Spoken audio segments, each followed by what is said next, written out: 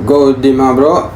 Mayroon tayong sinervisan mga bro. Ito isang Ford Ranger. Nagpalit tayo dito ng oil filter, engine oil, tsaka yung kanyang cabin filter, engine air filter. Nagpalit tayo. Ngayon mga bro, mayroon tayong ginalaw dun sa engine niya. Yung kanyang mass airflow, nilinis natin. Kaya ang ginawa natin mga bro, para siguradong bumalik sa dating normal yung kanyang RPM, yung issue ng engine, yung tawag dito, yung kanyang idle na pag ginalaw mo kasi yung throttle niya at saka yung kanyang mass airflow, may posibilidad na magbago yung idle niya. Kaya ang ginawa natin, nag-reset tayo dito ng cam, keep alive memory. Nireset natin ito para mag-learn yung kanyang settings dun sa kanyang engine. Yung ano pala nito mga bro, yung kanyang fuel filter, nagpalit din tayo. Kasi medyo maitim na, madumi na rin ang kanyang fuel filter. Kaya minabuti nating mapalitan ito para maging malinis yung fuel na papasok sa injector, kasi napakadelikado po ito kapag ito'y pinasukan ng dumi. Yung injector system niya, napakamahal po ang isang injector nito. Yun po mga bro. Tapos ito, nung aking itinest ng aking IDS, may lumabas na code na dun sa kanyang transmission, PCM, saka sa transmission niya lumabas yung 1635. Ito isang tire size and axle ratio. Kasi ang history nito mga bro, yung ating customer, nung nakuha niya ito, nabili niya, yung kanyang tire hindi na standard. Kumbaga nagpalit ng mas malaki na gulong. Kaya ito'y nagkaroon ng P1635 tire size at saka yung axle ratio. Kasi nga na-detect nung PCM na yung kanyang gulong lumaki, nag-ibang size.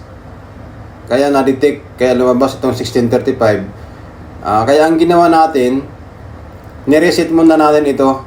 Tapos ito, nung pagka-reset, pinadala ko dun sa may-ari, tinakbo niya, inuwi niya. Tapos nung umaga, bumalik sa akin, wala naman siyang check engine. Wala siyang check engine na lumabas. Ngayon, in-scan ko uli, gamit itong ating IDS. In-scan ko uli, hindi na lumabas yung 1635.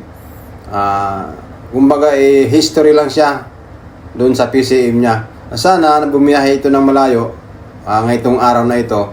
Sana pagbalik niya, talagang hindi na dapat bumalik ang 1635. Kasi kung babalik pa ang code ng 1635, yun talaga dapat baguhin yung program ng PCM. Gamit ang ating IDS, babaguhin yung calibration or parameter doon sa kanyang tire size at saka axle ratio. Yun ang babaguhin natin mga bro. Para yung 1635 na yan, hindi na talaga lalabas pa o babalik pa doon sa kanyang PCM na code na yan.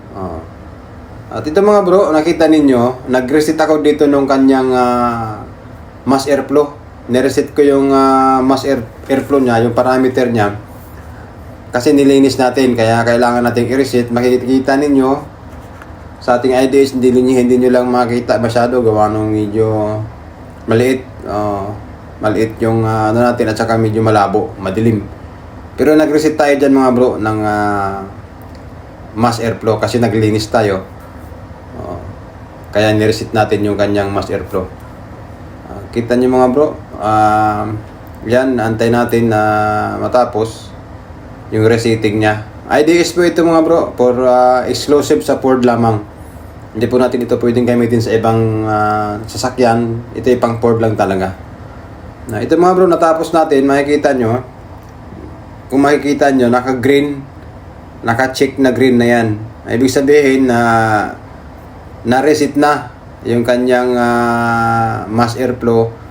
Although ito lang naman ang ginalaw natin, kasi ang history nito, bagong lang to, bagong linis ng turbo, bagong linis ng kanyang EGR, intake. Yun daw ang history nito. Kaya hindi na natin ginalaw yung parameter ng kanyang ibang system. Kaya ang ginalaw lang natin, ang nireset lang natin yung sa Mass Air Pro lang kasi yun lang po ang ating ginalaw, nilinis natin. Kaya natin ay nireset natin yan. Ito pa mga bro, pangalawa ito yung halimbawa pag nakakuha kayo ng sasakyan, kahit naman siguro ang sasakyan, Ford o Toyota, basta may smart or parts, immobilizer, pag nabili ninyo, pag second hand, halimbawa ang nabigay sa inyong susi o dalawa lang o isa lang, mas maganda mag-cut kayo ng bagong susi para yung susing nandun sa ibang may-ari, yung unang may-ari, ma-delete. Para kahit na isusi man niya o gamitin man sa sasakyan na nabili mo, hindi siya andar.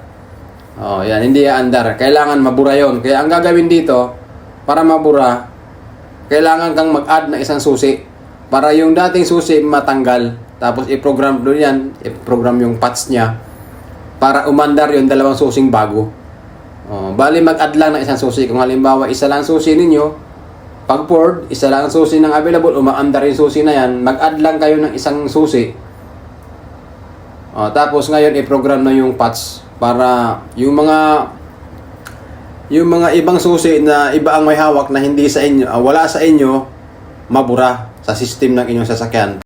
At yun lang mga bro, hanggang sa muli. Maraming salamat sa inyong panonood at God bless po sa lahat.